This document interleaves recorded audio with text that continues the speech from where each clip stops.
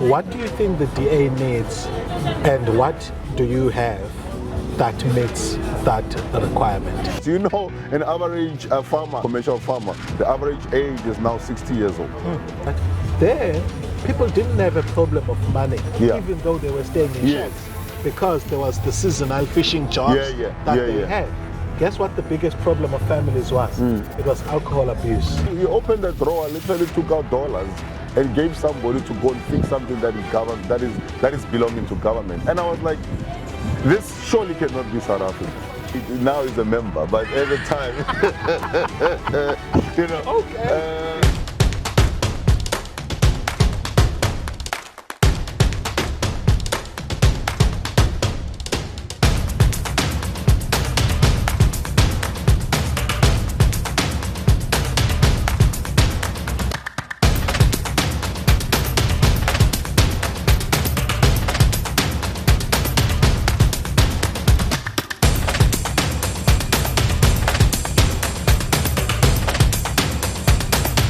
Welcome to this issue of the D.E.P. with Ongama Mtimka. We're shooting out at beautiful Gqeberha, port of Port Elizabeth. 30 k's from here, we are at the port of Ngqura and showcasing really how beautiful Nelson Mandela Bay is as a city. I am honored to have with me provincial leader of the Democratic Alliance, somebody who hopes that that title doesn't remain after next month, and wants to be chairperson of Federal Council. Chairperson of the party. Chairperson of the party. Chairperson of the party. Welcome to the show. And thank you very much, Ongama. How has it been to be out in Gqeberha? Oh, this is beautiful, eh? Look, I mean, this is again what I call a story of two provinces. You land in one part of the province, it's beautiful, it's clean, but you know when you drive through the Eastern Cape, and I was actually driving through the Eastern Cape 2 weeks ago because I had a family engagement that we were going to attend, and it was quite sad to see how in certain parts the infrastructure has actually fallen apart, you know, and how there is no clear plan in terms of how to maintain it. Sad in that in certain areas as well, there's never been any kind of development that has taken place, you know. And for me, that was very shocking and very sad. We went to parts of Skofimvabo, that side, and I was looking and I'm like, but where are the roads? You know, where are the roads? Certain parts didn't even have water, and we're told that, you know, there was issues about the availability of water as well. So that for me, you know, talks about the sad state.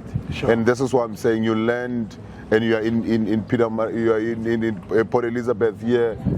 It's clean. There are certain, you know, areas that look like they're functioning. Sure. There's beautiful place that we're sitting in here. But what happens somewhere else? Yeah. Well, that's an interesting one.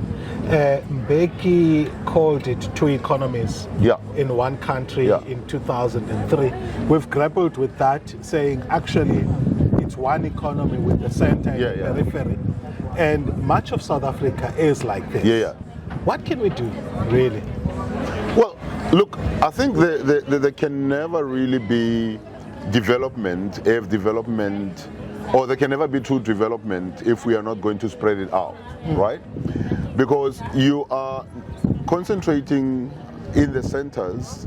Pretoria will be an example, Johannesburg will be an example. They're always centers. But what happens outside of those centers? And that's what we're gonna need to then have a conversation about. And you know, during our debate on Monday, this week, when we had our state of the province debate, I said to Panyaza Lesufi, we are neglecting to take care of the basics. The fact that now you have to start talking about a train that has to move people from far to bring them to centers of power or to centers of the economy, instead of then saying, how do we develop so that where people find themselves, the economy can actually be moving there, right? So that's a conversation that we need to be having. And we're not having that conversation.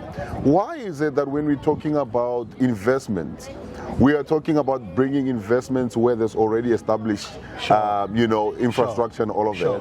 we, from a government perspective, must be thinking, let's expand infrastructure, roads, electricity, water, sewage, expand it, go out, go into these rural areas, and then you'll be able to then attract investment into those areas as well. Yeah. And I think that's where we're going to decentralize, what we're seeing. I don't see why you can't have in the rural Eastern Cape, why you can't have factories, why you can't have a manufacturing plant like what you have here. Especially agro processing, right? Because these regions are already endowed with people that are still enterprising within the agricultural space. In my village or in Pedi, where I come from, you would have passed there if you drove back to D.E.P.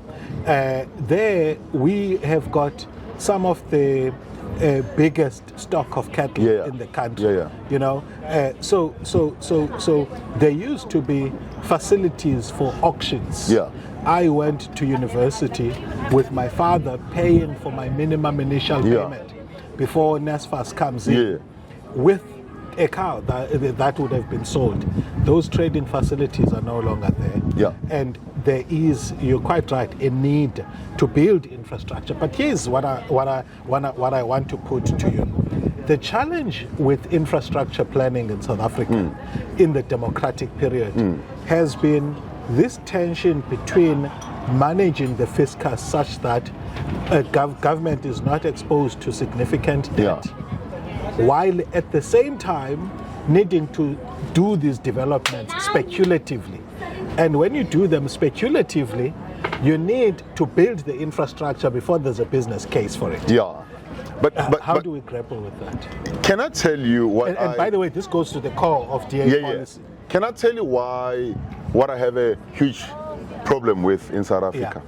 If I were to ask you right now, what kind of an economy is South Africa driving? What are the things that we are saying? This is the factors that drive the economy of South Africa. Are we investing enough on those? Are we teaching children to be well vested in these things? What does an economy of South Africa post the mines look like? What do we think is going to be happening in the next 50 years in South Africa? Are we planning for that? There are countries, I mean, I was in China quite recently. If you walk into a classroom right now, they have what they call classrooms of the future. You walk in there, they are already teaching kids coding at a very young age because they are going into that space where they want to be the leaders in that space, right? You speak about we can actually then be the processing hub of agricultural product as an example. How many of kids now are being taught at a school level to then deal with these things, to learn these things, to learn agriculture at this age? Do you know an average farmer, a proper farmer at this point in time, commercial farmer, the average age is now 60 years old. Now, when we're talking about growing the economy and getting the economy right, it's not only about whether I'm able to then get you into a job right now. It's about whether we're able to then expand, build skills, we expand to build businesses, and businesses that are able to then create more businesses, right? So there's no need for us to then be exporting our raw materials at this point in time. What are we doing to then beneficiate what we have? Right? So right now you find that you take things like citrus, which Eastern Cape is producing about 25%. And then you're taking it out, right? Land, and then you go and buy oros. That is coming from somewhere else. Right?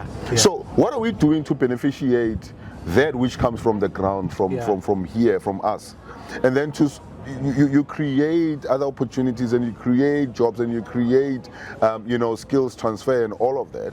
That's what for me needs to then happen. So we now need to then say those farmers that are there, and you spoke about your dad as an example, and then there were small abattoirs here and there, there were processing, and there was an ability to do certain things, which has now been taken away. What we now need to then say is, what does an economy of a small town, I'll give an example where I come from, Attridgeville. A small area like Attridgeville In the apartheid days, what they did is that they built the ISCO plant around Atteridgeville. They built, then in Atteridgeville itself, they built small industrial areas. Yeah. So now you could do with the byproducts from the steel from ISCO, you can do certain things in Atteridgeville. Yeah. And it helped the community from Atteridgeville. Yeah. There was also a Consol, which was the biggest glass producer in Africa. It was there. And then they created from in those small industrial areas there were people who were doing AMA window frames, AMA window glasses from the frame. So you now have somebody who's doing the frames, you have somebody who's doing the glass in the side, and then you have then somebody who's having paint and all of that. So from there, you are able to then use to leverage from the big companies, the big industries. You're able to then build more, going forward. And China, they've done it at a provincial level as industrial clustering industries around either an anchor project that then feeds others upstream. It's fed others upstream, there you go. And downstream others take what comes from there. You've had a good run in the Democratic Alliance personally, over 20 years now. 22 years. 22 years. You've had roles at the local government level. Now you are at a provincial level. Can you tell us about your journey within the Democratic Alliance? First, the decision to join. So I come from, before doing politics, I was actually a director. I worked for a number of companies. I worked for Ask Africa. I worked for the US Embassy at some particular point in time. I worked with Project Literacy, and I had an opportunity in my workings to travel. I had an opportunity to travel, and when I traveled, I always had this thing of when I came back, there was always this itching thing about coming back to South Africa and seeing things working, but seeing the deterioration that was beginning to then take place. Sure. And I remember I was in Atteridgeville. That's where I come from, and that's where my mom is. I then heard that Tony was coming, and I sat there. And the man was talking to me, I could see then he was campaigning, obviously. Sure. But when they were talking, it was like he was talking to me. And I remember I wrote, after that, I wrote to them and say, look, you have a message that you can sell, but you're going about it the wrong way. Okay. You're coming in and, it was all technical. It was all... Tina, we want to feel that you feel what I'm going through. Sure. Don't come and talk about, remember they were even talking about the president's jet at the time. Yeah. And you want to tell somebody about billions and all of that. Okoko doesn't care about these things. Some of our people cannot even fathom what a billion looks like or what it means. Sure. But when you break it down to then say, because of buying a jet, you are not now getting this, it then starts to hit home. So that was for me that message that needed to land, right? So, but what was landing for you in terms of the message? So what was landing is a number of things. One was that we were then beginning to then talk about the exorbitant expenditure that was taking place. We were talking about the scandal around HIV and AIDS. Sure. There was that talk, and the denialism that was taking place at that particular point in time. And you having family members that you have just been burying, through all of these things. And there was these issues around the antiretrovirals, medication and all of that. And then there was this issue around, there were talks again about the corruption. You would remember the Sarafina scandal at that time. Sure. I think it was also now beginning to then, come up as well. So these were the things that were coming up, and I'm listening to, and I'm like, I'm traveling. I just came back from Liberia at that time, where I saw, we went into Charles Taylor's compound, and they called him Pape. And somebody came in and said, Pape, a school bus had broken. And then they just literally opened the drawer, literally took out dollars and gave somebody to go and fix something that is belonging to government. And I was like, this surely cannot be South Africa. This cannot be South Africa. And we came back, and I remember then, from there, writing to Tony and say, there's a message that resonates with me and should resonate with a lot of South Africans. Yeah. South Africans want to see a country that is progressing, that is moving. Yeah. And up to today, I think majority of South Africans are not violent people.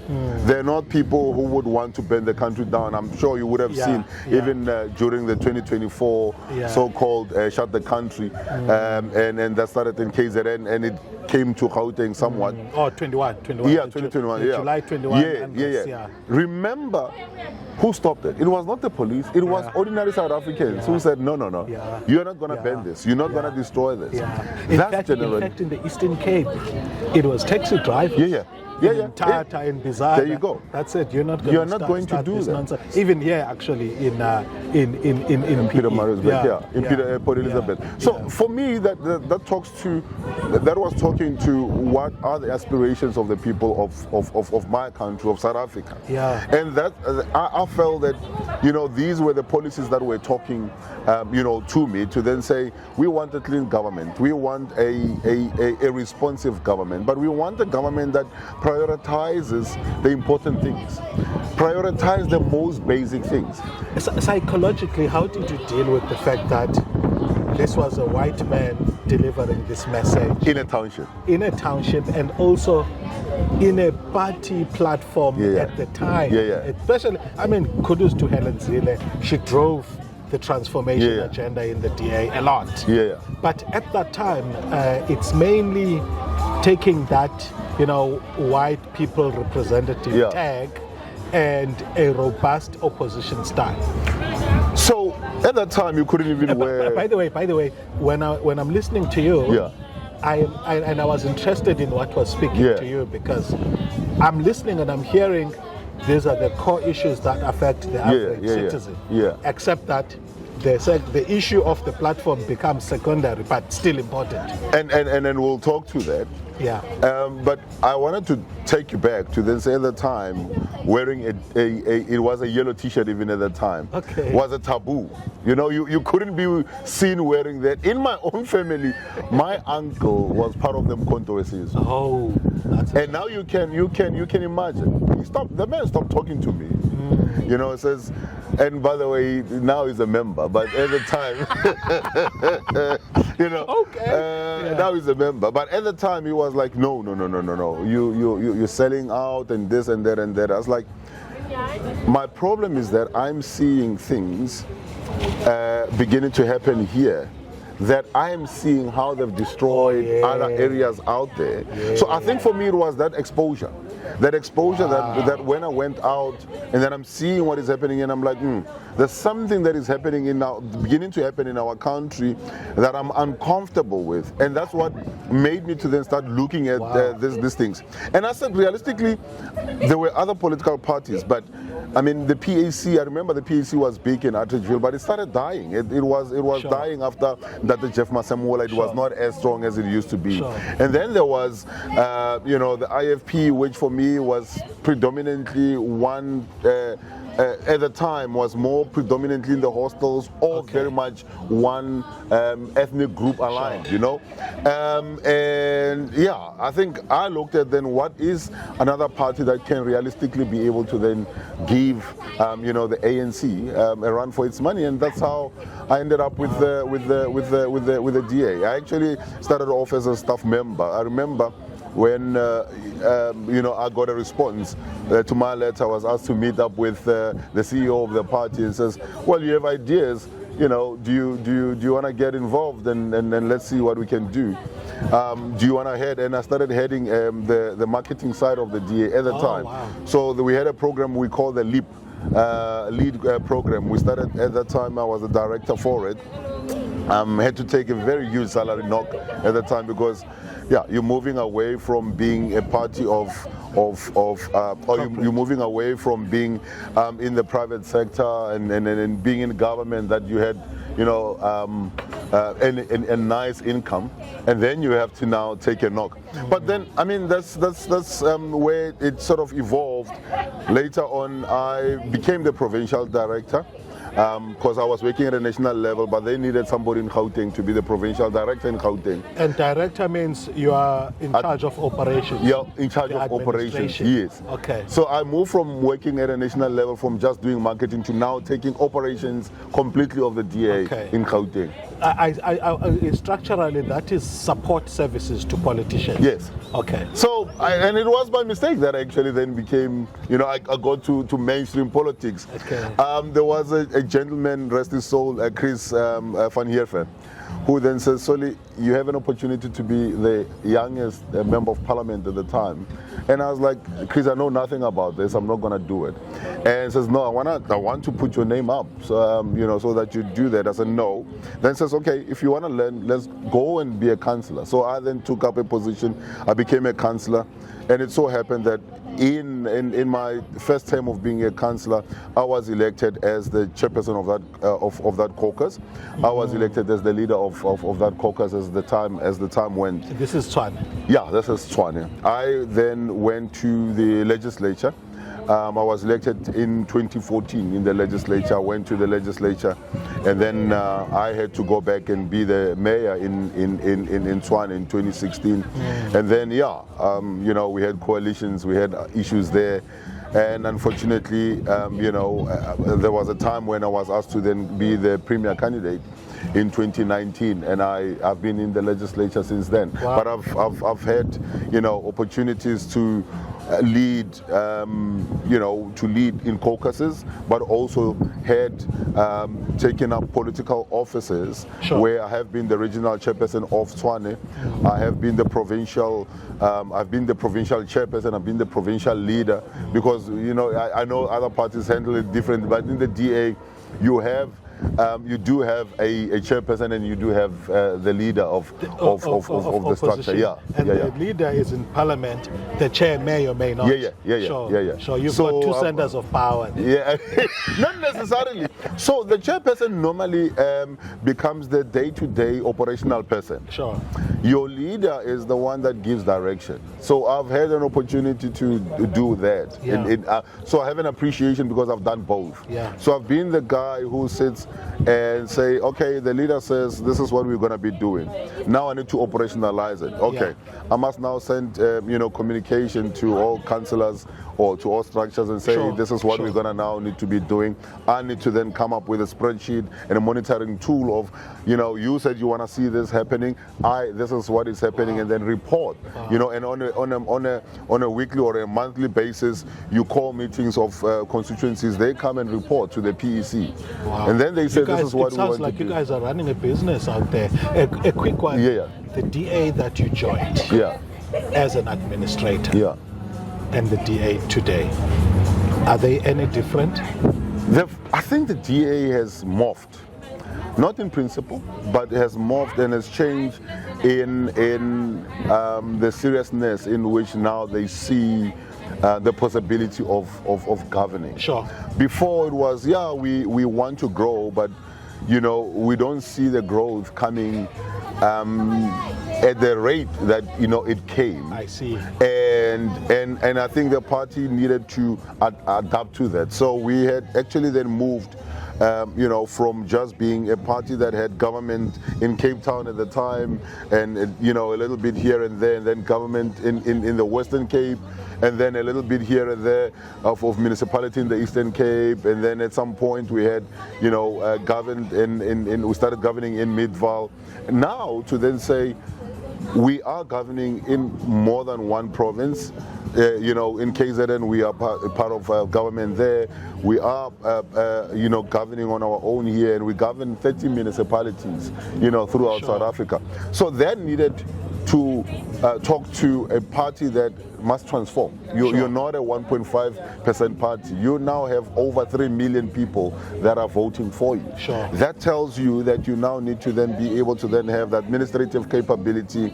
You need to then have also, what we pride ourselves in the DA, a very, very, very top-class polling system. So we have an operation that we're able to then poll anything. We're able to then poll how people feel about issues of electricity, how people feel about not having water, how people feel about where the country is going. And in fact, when we benchmark our polling with other polling companies, we are actually then come up as some of the best because of the machinery that we've put in place. But that was not there, back in the day. Sure. Yeah. Sure. What about the soul of the party? So, big issue coming out of the Congress. It may have been early 2019 or late 2018. Msimanga and company managed to include diversity as a value. Once that happens, I say it's interesting that the DA had been on this trajectory of a leadership transformation, which transformation was also looking at racial representation. And my argument was that it was recruiting professionals, and professionals acting and thinking within the framework of a party. Professionals who are black are going to contend with the core offering of the party, but also the extent to which they feel represented, even if they are not going to want to push the party to the left. So once there was that victory of diversity included as one of the values, I wrote a piece just before elections to say, now that you've achieved this path, you've done two things. One, you have further presented a proposition to the wider majority that you are not aloof to their issues, but by the same token, you've started to antagonize a conservative base. I didn't believe it was huge numbers, because even in the black and white population, I think the majority support base is centrist. So I didn't think it's a huge population. So now you go to an election, and indeed I was right. You lose some conservative vote, and then the party gets on panic mode, in my view, and decides to pull back from that trajectory. I don't know where it is now. That's why I'm asking a question about the soul of the party. Look, I think the party, as I said, has morphed and has actually been transcending, as it grows. I mean, go back to the time of Tony Leon, and you can go back to Boslabet and all of that. But I want to take it from the time of Tony Leon, when we were just a 1.5% party, and then Helen took it. Actually, Helen started the project to then say, if we're serious about governing South Africa, we cannot limit it to just campaigning and being a suburban party. Were you still in marketing at that time? Was it you that got her to wear Dukes and All-Stars? No, that is somebody else. But I think, So, but it was an issue of how do you then really focus on being out there, and when you're talking about being a representation of South Africa, look like it, talk like it, walk like it, show even in your councils. And then it then moved. You would have seen more introduction of younger black people coming into parliament, into the legislatures, into councils, and then that was also been an interesting pipeline. That was that. And then Musi came. And Musi actually then thrusted a whole lot further forward. Musi's mistake was when there was an issue around Swaziland.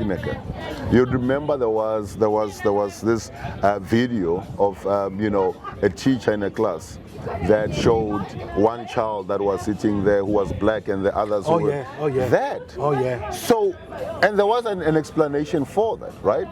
But the reaction at the time of the party, because we are now pushing for this thing and we want to be seen not to be anti-black or anti-this, then we needed to go and act on it without getting the facts. That backfired. That backfired because the teacher was able to then say, these are the facts around this thing, and you got it wrong. You know, this child was not the only child, and this and the story, all of that. But that's what also then started pulling people away, especially the conservatives, away from the party who were saying, no, you're fighting us, or you're fighting against us, and all of that. What we started then looking at, and I think another mistake was to then also ask you can't ask your predecessor to then assess whether you are successful or not. You can't do that, because if I ask my predecessor, my predecessor will judge me on what they wanted to achieve, not on what I want to then achieve. That is the mistake, right? So you must ask me, what do I want to then achieve? Then judge me on that. Not on, I wanted to move a party, or I was comfortable with a party that was here doing this. And then I broke the mold because I wanted to do these other things, right? So I think that is where the problem came in. And the report, he didn't like the report when it came out. Because the report then says, oh, well, you know, you destabilized this, you did that, and therefore you need to step down. And then he said, no, I'm not going to step down, I'm going to resign. And that's when he left the party. And then, you know, there was the tenure of John. But the issue that you're asking about, the issue of diversity and what the party, the soul of the party, the DA has always battled with the issue of holding to the center. You know, in politics, the easiest thing to do is to do the politics of division, pulling people this side, that side, and all of that. The hardest thing to do is to then say, you might be different, but let's come together. And these are the debates that happen in the DA as well, you know. What do we say about BEE? What do we say about transformation? What should transformation look like? Does it mean that you have to take from one to give to the other? Does it mean that you now have to come with ways of building something that is bigger, that people don't feel that I'm being robbed in order to then, you know, give something to somebody else?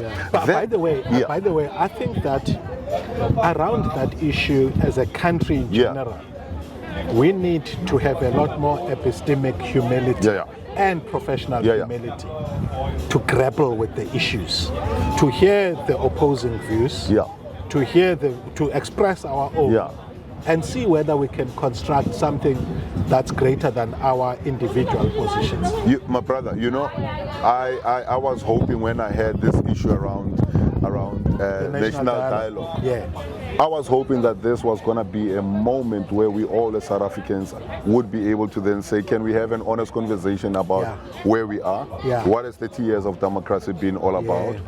Can we agree on 5 things that we say, no matter who's in charge, DA, ANC, EFF, can we agree on 5 things and say, no matter who it is, these are things that will now need to be fixed, no matter what? Can we agree that health, as an example, that it doesn't matter who's where and who's doing what, that there is going to be this budget for the next coming 20-25 years. This is what we're going to need to then do, and we are going to drive it, and we're going to give feedback in terms of how we're then driving this thing.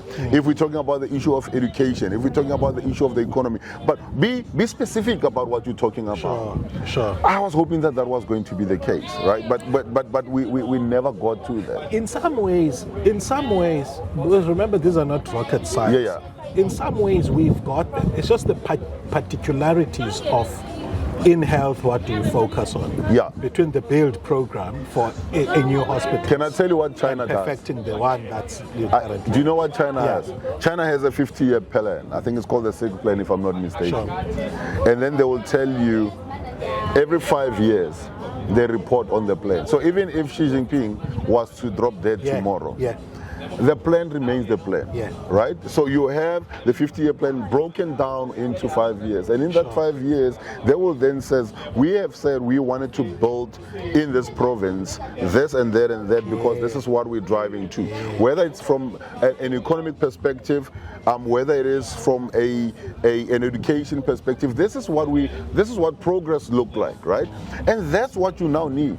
But if I tell you right now how many plans we've had that nobody knows, you know what happened. Look at the NDP, the National Development Plan. It was actually called the NDP 2030. We are now almost at the tail end of it. Yeah. What have we achieved out of it? Yeah. Right? And how many South Africans did actually know what was the plan? Sure. What we lack is that consultation that says, guys, this is where we're going. Every 2 years or every 3 years or every 5 years, we will give a report on this thing, and then you can see where we are going. But these are things that we've agreed that we're going to then need to then do. It influences a number of things. It influences your budgets. How do you then budget? It influences your trajectory in terms of what are the things that you prioritize. And how do you treat those who deviate? Yes. You know, how do you treat those that deviate? Because as a country, we've agreed that this is what we want to then do. I was hoping that at some point we should be able to then say, South Africans, man, Eastern Cape is a province that can actually then be, because of your agricultural capability, can be the hub of agriculture as the Western Cape is trying to do. And between, maybe we call it a region. This region, we will be building processing plants for that. In 5 years, there should never be anything that leaves South Africa that is not processed properly. We create jobs, we train people like that way. We introduce this into the schooling curriculum, you know, that is able to then cater for that we're trying to then do. If we agree on those things, then you start then implementing. Then you're not going to be surprised every time the Premier speaks, because every year the Premier looks like they're bringing something new all over. No, it should be, remember, this is our 30-year plan. We are on year 3, and we said by year 3 there must be beams that are standing up there because we are building this thing. Next year there should be this that is coming in. By the end of the project, we should have trained these people that are going to be able to do X, Y, and Z. That for me is how you then build, you know, this thing going forward. And that's the conversation that I thought was going to take place beyond, you know, political parties. Because in the main, I don't think that the big political parties are very different in terms of thinking where South Africa should be going. You think about the ANC, the DA, I think the EFF. I dare say the EFF. I did a comparison across the party line, and I realized that there's more, and I'm going to take the extreme, that the DA and the EFF agree on than what they disagree on, except that as a matter of political campaign craft and strategy, the points of difference are emphasized a lot. So yeah, I think that's, and this is why I'm saying, you know, that dialogue for me was an opportunity, or should have been an opportunity, where we say, but in everything that we disagree, what are those things that we can then say as a country we agree that these must be done, and nobody can deviate from them, right? Irrespective of what is done and who's in charge. Wow. So you're telling me about your Congress. Before we get to the politics of who's running, what roles you're gunning for, can you tell me how is it that you guys are able to run almost seamless congresses? I mean, we'd be wanting to see some drama, you know? No, and you'll never see drama in DA congresses. One is that we make it very, very clear up front what policies, you know, needs to be discussed, and we open it up to our members to then submit what policies you want discussed and all of that. And or if there are policies that are in existence, what amendments, if you want to bring in amendments. So you guys combine both policy and you don't have a policy conference and then a congress. No. We deal with that. So we do have a policy conference, because I think sometimes what delays congresses is the combination of all these things to be in one meeting. This is why it ends up taking 2, 3 days, 4 days. No, Tina Sangena in the morning on Congress Day, we would have dealt with policies. We would have dealt with amendments, because every province would also have its own constitution, if you like, because we are a federal party. So at a federal, at the provincial congress, you're able to also deal with amendments of your constitution as well. But that is not happening on the day, right there and there. People would have received this. People who have written their submissions On the day, it will just be a quick issue of let's go through it, and without opening for the debate, because the debate would have happened before when you've given it to people to deal with and comment.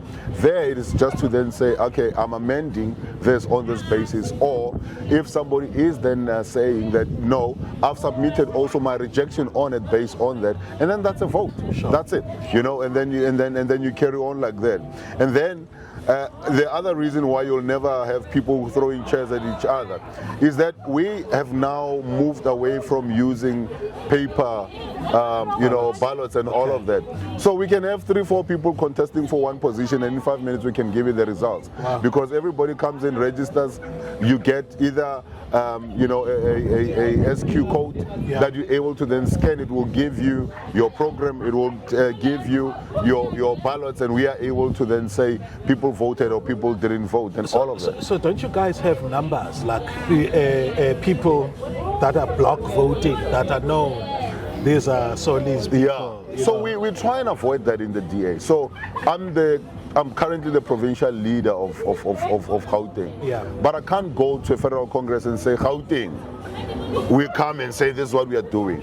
You can lobby people, and because as leaders we have influence in our provinces or even sometimes across.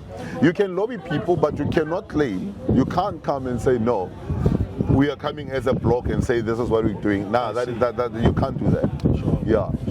So, and I think that is also helped because you are not surprised that people are voting the way they are voting, because they don't come as a block and being told this is how you need to be voting. And this is why we've never had issues of people with millions saying that they've bought an election or they've bought this congress because so and so has promised money to bring in delegates and all of that. That doesn't happen. Are you saying to me that your membership administration is purely administrative? There isn't Ukiwa Masebe, No. No. Okay, we know this branch is voting that way. We're going to disqualify them. No, and this is why you're not even allowed in the party to pay for people's membership. You're not allowed. A person that takes membership must pay their own 10 rand to be a member. And because we also have people that are not who are poor, sometimes you have to then make a decision to buy bread, or to you then to buy bread, or to you pay that membership. We are able to then also register them to be members as well. But you can't say because I am going to this congress I'm going to come deep about 200 to then be members. You can't do that. And then there's also audits of membership, there's also audits of branches, and if branches are not working as they're supposed to be working, they actually then don't qualify to go to Congress. So all these things are things that everybody in the party will know, will see way in advance. Everybody will sign off on that. Everybody will sign off on the system that is going to be used on election day. You are able to then sit as a candidate or your representative, look at the system, audit the system, check that once the votes are done, everything like that, before the results are even released, that no manipulation is taking place. And this is why you've never had any Congress outcome being challenged in a court of law. You've never seen any processes of any or the DA delaying its congresses, whether it's a national, provincial, or even at regional level. You've never seen where all these things are challenged. And I think this is something that we really pride ourselves in that we've been able to administratively build that, and the fact that we have built a separate administrative office that deals with how the party's internal matters must run versus the politics. So we as politics are doing the politics, but there's an administrative arm that does all this behind the scenes things.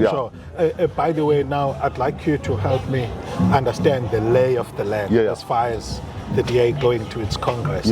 It's next month, right? We are going in next month. No, in April. April. Beginning April, of midweek.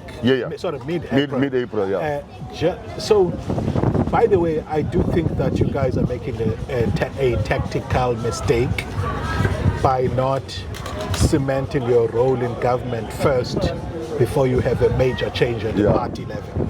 But that as it may, the horse is bolted. And also, I feel that by the time a party makes a shift a change in the leadership, there ought to be no questions about who the successors are. And in South Africa, we've not mastered this art of, succession planning. Jesus has a Peter, James, and John. And it's known that he's affirmed Peter. And 2,000 years later, if I mention that name, you are either excited or offended. And that's precisely because of the success of the leadership process. Anyway, where I was going is the horse was bought. You are going to a congress. You've got Jordan Hill-Lewis, who's accepted his nomination. Give me the context of this race, and then explain your attempt to get the chairperson of the party. Okay, so the process is that nominations opened yesterday, midnight, Thursday. Let's call it Thursday midnight into Friday. Nominations opened, right? So you then have from Thursday up to the 26th. So you have like a month in which nominations are opened. And you can be nominated by anybody who is a member, you can be seconded by anybody who is a member. You need to accept nomination and then it goes in. The lay as things stand is that there are now about 4 people that have already put up their names. It's myself for the chairperson of the party. It's Jordan Hill-Lewis, who's put up his name for the leader of the party. Asho Saropen, who's put up his name, is a deputy minister, but he's put up his name for the FedEx, chairperson. That's the position that Helen currently holds. And I know that there is Eric Maria, who's put up his name, who's the current acting chairperson of finance, has put up his name to be our chairperson of finance. And there are other positions. I mean, there is what we call the Democratic Alliance Women's Network. There's the Democratic Alliance Youth. We have the DASO that also sits as part of the federal structure. You have 3 deputies on the chairpersons, on both the chairpersons. So the FedEx chairperson and the 3 deputies for the chairperson of the party. And then you have what we call DA abroad, because there are people who are South Africans working abroad and all of that. We still want to be able to then engage and have that membership. So we have the DA abroad, which we still then have. And London's your biggest.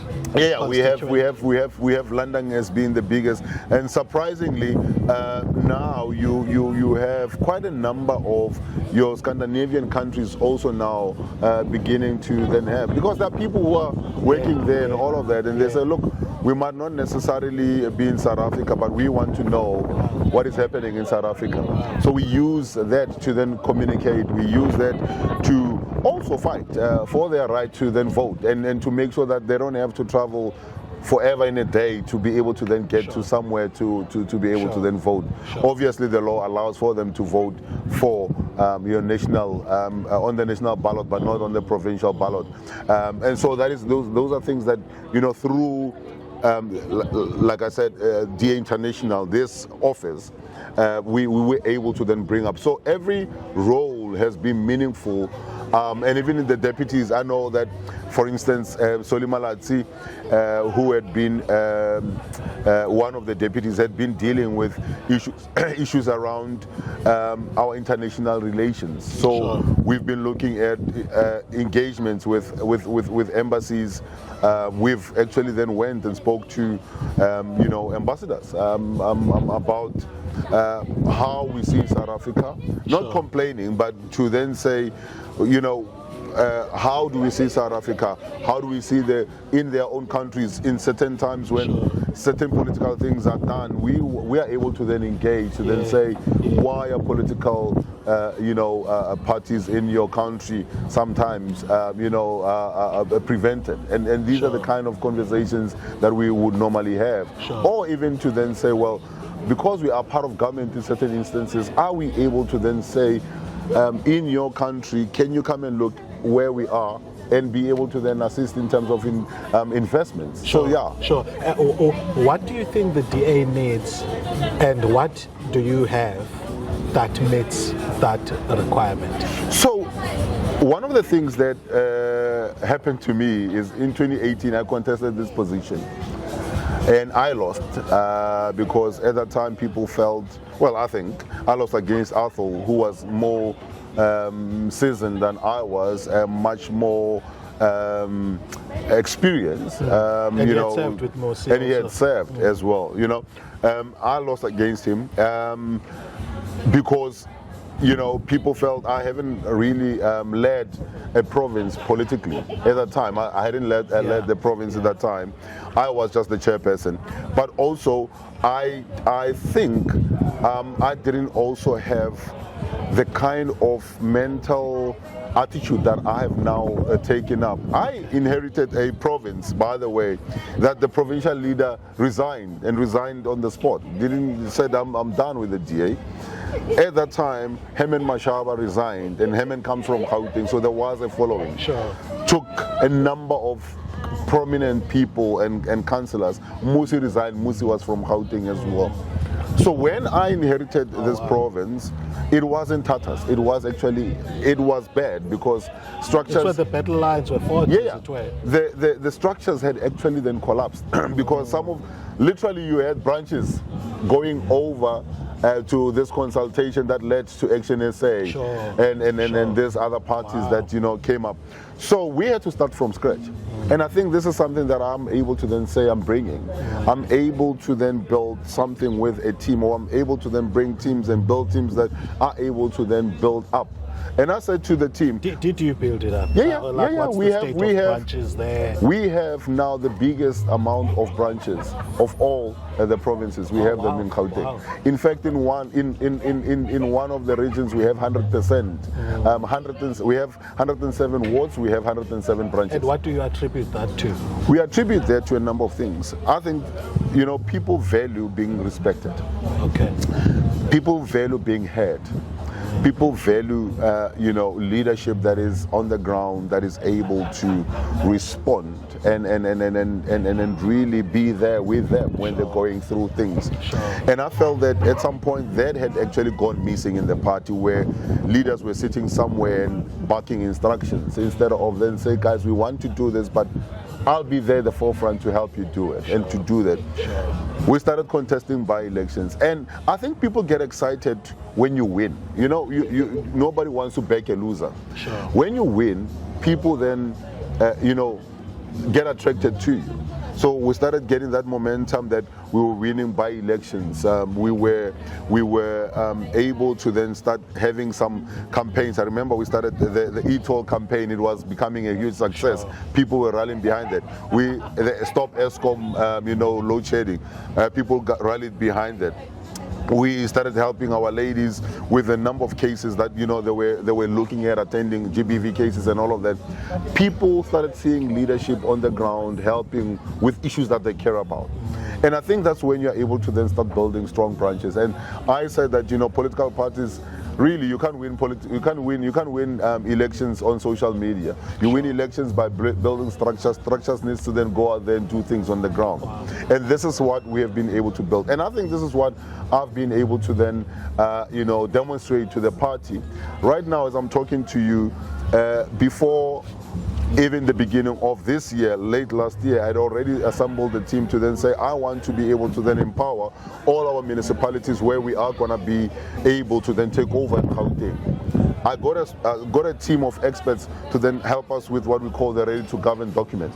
Okay. So we already now know. You weren't shy to use that word. No. That phrase. Yeah. Yeah. So we now are able to then say, in Mukhale, this is what we now need to then do from electrification processes or whatever the issue is, because we also engage people who are experts in this field to then say, we're having an issue of water.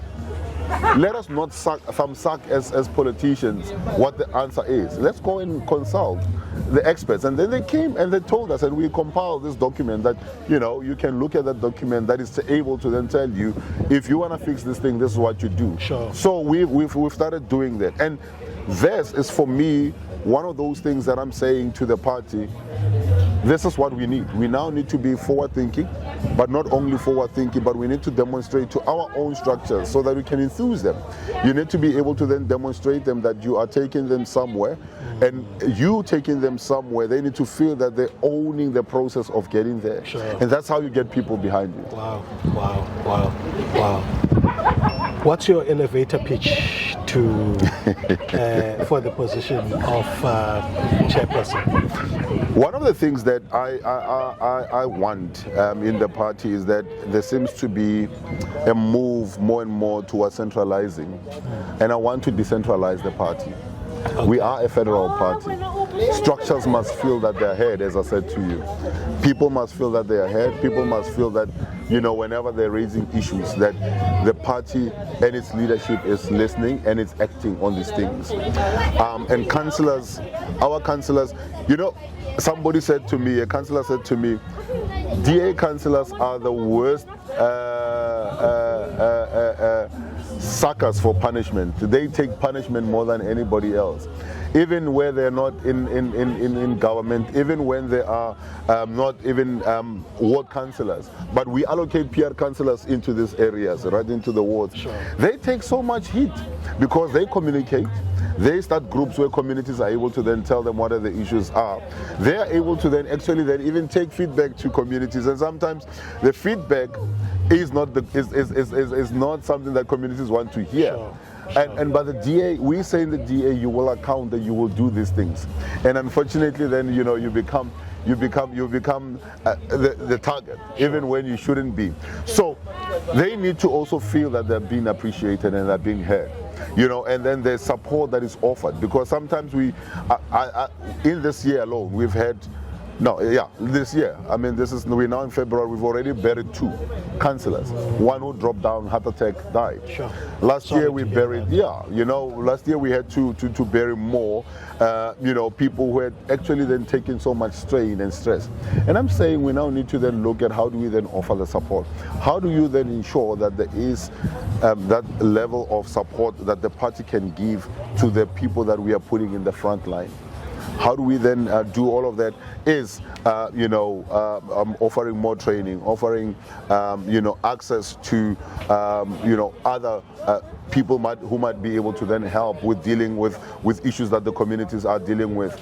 And in certain instances, we've even taken some of the work that government should be doing. We are doing it. We're starting to now plug in potholes where we can, because our councillors are actually then being told we have so many potholes, you're not doing anything. But we are not in government in Tshwane as an example, but you do that. So that's how you're able to then assist people. And this is why I'm saying, for me, an inclusive party that people feel that they are included and they are being listened to. For me, it's the issue of decentralizing, not power-centered or centralized at the top.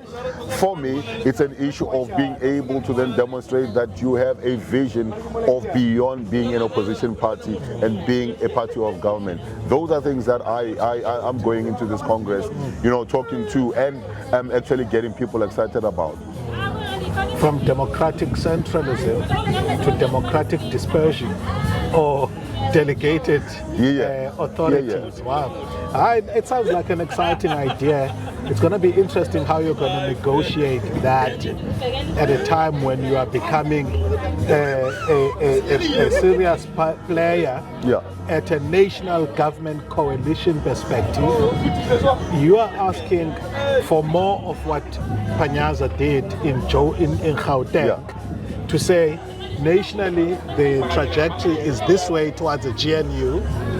We are at liberty to not actually follow through. Well, I mean that's something that I think provinces and structures must be able to then dictate. Sure.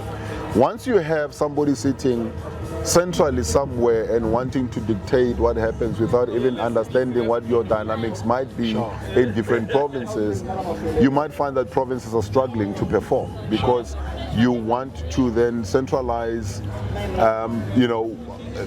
call it operations and centralize how politics are being done without appreciating that each province will have its own unique taste, its own unique style. I'm in the Eastern Cape right now with Yusuf and Andrew. It's very different to how they campaign, very different to how they do politics here, to what we are doing in campaign. And by the way, I was saying, if ANC politicians, I'm looking at the outcome of the Congress here, it's so Nelson Mandela Bay. In the ANC, Nelson Mandela Bay may be an economic hub, but it's not that powerful. In the provincial politics, we have OR Tambo, Krisani, Amatole, and we are just a number. The biggest economy is just a number here. But anyway, to your point about the dynamics of provinces. So we say, look, obviously, in the DA we have a federal structure where, as provincial leaders, we go and say, this is what the province is saying. And that needs to be listened to. But also because you have ancillary bodies that are operating, these ancillary bodies also have, a seat and should be listened to. And this is something that, is there, but I found that, there's more that needs to be done. And those that are inside will know exactly what I'm talking about. I don't want to not do this in front of you when I do it on platforms out there. I've said in the last, since the resignation of Msingama, it's almost as though the DA was saying, I had written to say, if the DA is able to take the departure of the Conservatives, it's going to go through this liminal space where eventually it will become a broad church party. But the path to that is a constituency that will feel alienated and perhaps come back at a later stage once they see that this broad church is in fact the way to go. When the strategy appeared to me to be saying consolidate base before you do anything else, because that's what it looked like from the outside. It looked like the DA was saying, let's not antagonize what we know and alienate what we know for a trajectory whose threshold we are not certain about in terms of what first must we do before we begin to attract numbers. Where has it gone past that now? Or is it still a liminal space? No, look, I mean, we would have seen quite a lot of I would call it quite a lot of rethinking in terms of how do we package a message that we're putting out there? Who's putting that message out there? At a coordinated national level, this rethinking. Yes. Okay. And also that talks to the threat, not the threat, but what we've seen happening in the last while. I mean, and it's there. It's common knowledge. The bleeding of especially around colored areas, we would have started losing wars in there. By the way, that looks like it's going to be more pronounced this year and going 29. forward. Look, I mean, worldwide there's a growth of nationalist tendencies. Afrikaners this way, colored people come here, and all of that. This is why you would have seen the Freedom Front also now boldly now thinking that they will be able to then claim the Afrikaner space. You would have the PA. In fact, so much so. Sorry to interrupt you there. So much so as is it Peter Groenewald, Dr. Peter Groenewald, as he is succeeding with the ministry and is attracting black people who are saying, I'm voting. All of a sudden, they have a message that says, well, we actually don't need you. In terms of how people interpret it. Anyway, you were going somewhere about how identity politics is coming up. This is what is continuously growing. But what we've done in the deal, what we're doing, is that we then say, look, you're gonna need to then find ways or things that attracts all people, right? And this is why when we talk about our campaigns. Our campaigns are not to then say this life matters, that life doesn't matter. It's not on things that divide people. It's the things, party campaigns. Yeah. Okay. It's what are the things that South Africa care about? Yeah. Look at our campaigns. I mean, we've been campaigning around the issue of NHI and fixing of our hospitals. We've been campaigning around the issue of dealing with the issue of water, as an example, safety, security, and we've been saying devolve power from a national perspective, bring it to provinces, so that provinces are able to then deal with crime, as it happens and how it happens in their own provinces, and be able to then take decisions in terms of what they need to then have in terms of resources to be able to then do that. Nobody must then dictate from them. So it's those issues that affect you and me on a daily basis that we are saying let's put on the center of everything that is being done. Sure. And then if you do that, you should be able to then attract people. But that is obviously something that takes a little bit of doing, but Sure. It's something that we are actually working around. Wow. But yeah, not an easy thing. Not an easy thing. I think it's a very difficult task, but something nonetheless that we are doing as a party. And as I said right in the beginning, the easiest way in politics is to divide people and to divide, to tell people about their differences. Yeah. Whether you want to tell people about the economic differences, whether you want to tell them about their religious differences or the economic, the racial differences or ethnic differences, it's the easiest thing to do. Sure. Because then it's things that you can point and say, yeah, no, you are this way, you must be thinking this way, Sure. you must belong here, and all of that. Sure. But when you then are able to then say, but guys, what will unite us? And then start building from that. And that for me is the hardest thing, because you are bringing people who have and who have not and say, how do we then bring everything together? So I was going to say, so the trap has always been between grievance exploitation and aloofness and no sensitivity to those issues. Yeah. Because to not exploit the grievances is fine, but you also don't want to pretend like they are not there. So the sensitivity, there is a need for wisdom that says, how do you affirm people's vulnerabilities and sensitivities with enough wisdom not to alienate others? Because that's in attempting to build a united nation. That's actually what you are grappling with. Well, and I think there's no silver bullet on easy answer to that, right?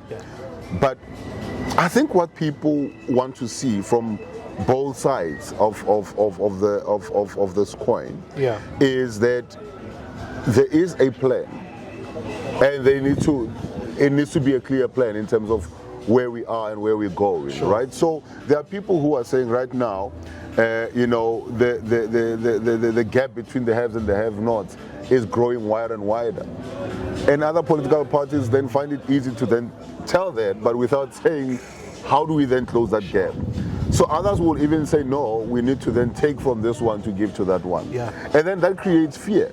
And in certain instances, we would have seen world over where when then capital start to flee because of these kind of things, it creates a bigger problem. The issue then is to then say, okay, how do we then ensure that you who are invested here remain invested and actually then perhaps even look at even expanding, right? So that this one who doesn't have is able to then get into the space and then be able to then grow as well. So for me, as I said, there's never an easy solution to this. But it's to then build somebody's aspiration without also creating fear on the other side. When we talk about how you get people into competing on an equal footing, which is something that has always been now a conversation, to then say there are those that are saying, well, if this one is coming in to compete in this space, then it means that are now being taken out. How about do we create more space that people might be able to then compete? Why is it that we're not talking about building facilities in our townships that is able to then ensure that a child from Elanga should be able to then compete in swimming with a child that is coming from Esante? I liked, by the way, when Jordan Hill Lewis made a point of opening public facilities in Cape Town, responding to this critique. Around. I mean, it's one. Well, people would argue it's but one thing out of many that can be done. But I did a study in the Kocha area where it became clear that people rank deprivation in recreational facilities very important. In fact, in one community in the Kocha area, some people had put it as number one before crime. When I looked into this, it turned out that there, people didn't have a problem of money, even though they were staying in shacks, because there was the seasonal fishing jobs that they have. Guess what the biggest problem of families was? It was alcohol abuse. And they thought that if you built recreational facilities, you would resolve what for them is a top priority. But isn't this what I said about building basics and taking care of basics? When you build a community, community is not made of, and when I talk community, I'm not talking about the people only. I'm talking about facilities that people use. You're talking schools. You're talking social infrastructure, right?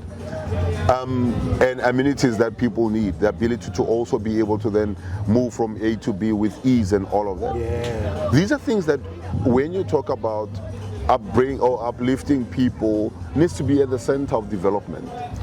The fact that you would have communities that children will only be able to play on a grass if they leave their own community and go play somewhere else. And I've seen this where, the children are playing on hard ground and they're playing soccer and they know how to play soccer, beautiful soccer. But the only time that they'll be able to then play on artificial grass or even on grass is if they go into a suburb somewhere, right? That for me is where I say that you are then depriving people of then an opportunity to then come up and be able to compete on an equal footing. It still breaks my heart that up to now, my child is able, at 4 years old, able to almost operate a computer, because I took him to preschool at an early age, and then he was exposed to this thing. But my cousin's child, will only get to see a computer and own a computer and be able to then have a computer next to him after high school. How is that in any way us being able to then elevate and bring people to a certain level of equality?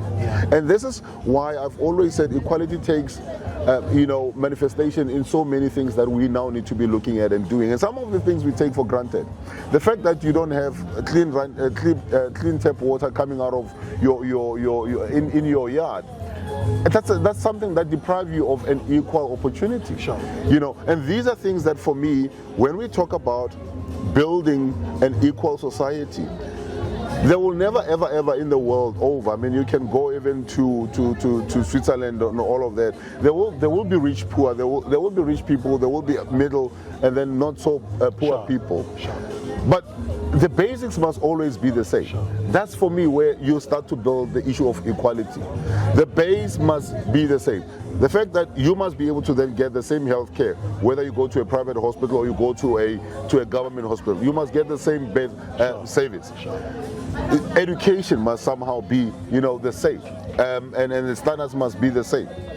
Yes, there are those that will be able to then pay for your bishop's court and all of that, but the basic must actually be the same. It must be a choice. It must be a choice. And not a compulsion. So I'm saying, when we talk about equality and the strive to build that, these are things that we must be looking at. I'm hoping that one day a black child, will be able to be from South Africa, one of the best scientists, Nobel Peace Prize, that will be coming from an Atteridgeville or wherever township that they might be coming from. Be able to then, compete with whoever that might be coming from, whatever school, whatever family.